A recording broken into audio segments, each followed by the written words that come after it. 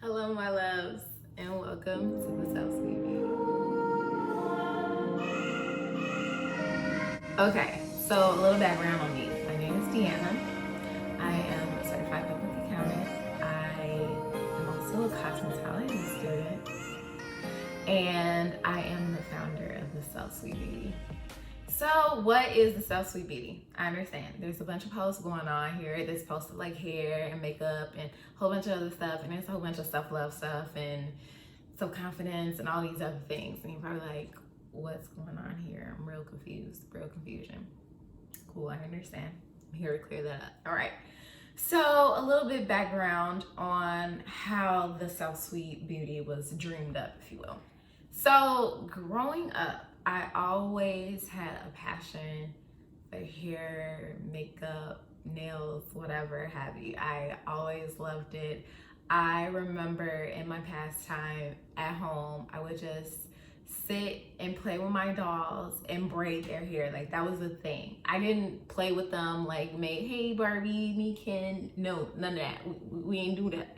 We're like, look, we're gonna braid this doll's hair. We about to get this doll some cornrows, and we about to make it, about to look popping. We about to have some little judge going up there. There's gonna be a little ponytail here. We're hooking this doll up, and that's what I used to do until the point where I couldn't do dolls anymore. I started doing my own hair, and I remember giving myself my first braid, and I was just like, if I could do this, what else can I do? And that's when all of this crazy obsession with all these extravagant hairstyles began. So I remember in 8th grade, I used to like come up with all these outlandish styles, and I would challenge my beautician to do some of these outlandish things. I used to be like, okay, I want this twisty right here, and I want some knots, but I want you to crimp this part to the side, and I want you to swoop this back, and then, and then she looked at me like,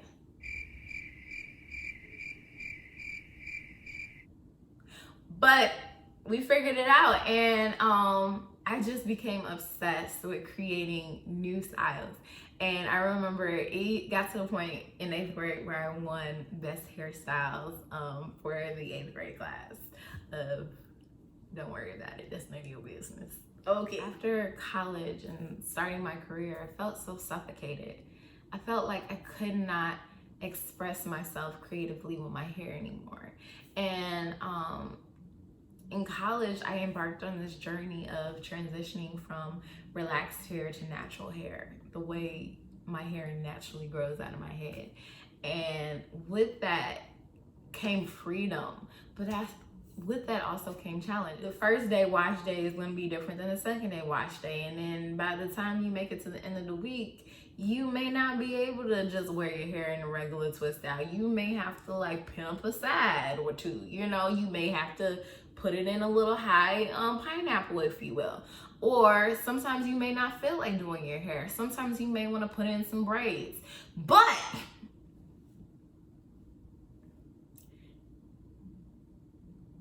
don't let you walk up into that office, okay? About 5, 6, 7, however many years ago when I started my career, don't let you walk into that office with some cornrows and think that you're not about to get some questions. Oh, did your hair grow overnight? Oh, did you cut it? Oh, that's so cool. Can I touch it? And I remember going to a conference or some networking event where there were professionals who were more seasoned in their career who were giving advice to us as minorities in the workplace. And one of the first things that they would say is, don't switch up your hair too much. And for someone like me, that's like a death sentence. What do you mean don't switch up my hair too much? And their argument was that if you switch up your hair too much, then you're going to be known in the office for your hair and not for your work. And I would say, working in the office, I did feel like I was constrained in what I was able to express with myself. So I said, look, we can't do this, right? We can't do this. We switching it up on the mic. So quitting my corporate job and pursuing a career in cosmetology. And with that, I always had a passion, not only for hair and makeup, but for inspiring people, for motivating people. I always felt from day one, from the beginning, since I was like 14, 13 years old, that my purpose was to transcend my current circumstances and inspire some other people that they can do it too. And with that, I came to a crossroads where I said, hey, I'm passionate about hair and makeup, but I'm also passionate about motivating and helping young women who are struggling with self-esteem, who are struggling with things that I struggled with when I was younger. How do I do both? How can I marry the two? And that's where we came up with the Self-Sweet Beauty. So the concept of the Self-Sweet Beauty is that, for one, we spend so much time focusing on the external, right? We focus so much time on hair, makeup, nails, skincare, all these different things to appear beautiful to the world. However, I feel like the biggest error that we make in all of this is thinking that the exterior is going to fix the interior. It's not. We have to put some energy into fixing the interior in order for us to be beautiful on the outside and the inside. So my mission with the Self-Sweet Beauty is to explore all the creative outlets of beauty on the outside while exploring those things within the self as well. Beauty is subjective, and as such, it should be self-defined. But we see so much media and so much advertising dollars going into defining what is beauty and what it should look like. Oftentimes in the beauty community, you see so much cattiness, and you see so much competition, and you see so much hate.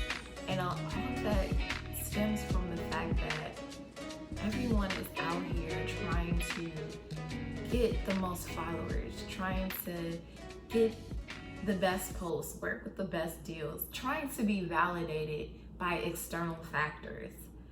But the validation never comes. It's always, oh, I gotta outperform the last video. Or it's always, I gotta get this much attention.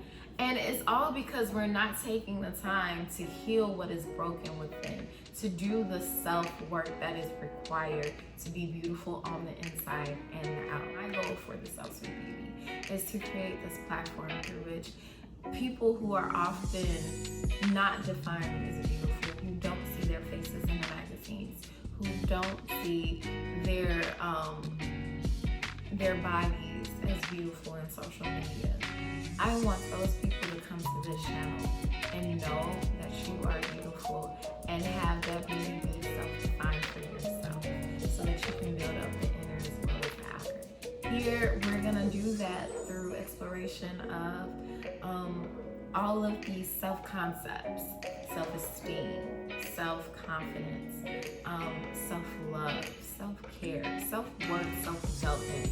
So anything that you can put a self in front of, that's what we're focused here at the Self-Sweet Beauty. All of these self-concepts through which I call or coined the Self-Sweet. That's what we're gonna be focused on to develop your beauty on the inside and the out. I hope that you guys are inspired by this and that you participate on this journey with me. This is a journey. This is a stretch. This is a thing. So I just hope that you guys just jump on this journey with me. Tell me what you're struggling with. Tell me what you want to hear about, and I'm here for it because I am dedicated. I am on a mission to help as many people as I can. Why? Not for the followers, not for the brand deals, not for all of that. Even though those are tempting and everybody low-key wants the extra coin. But this is my purpose. I've always felt that's my purpose, and I take this seriously. So please follow, subscribe, share, all of that, and I will be back with the next video.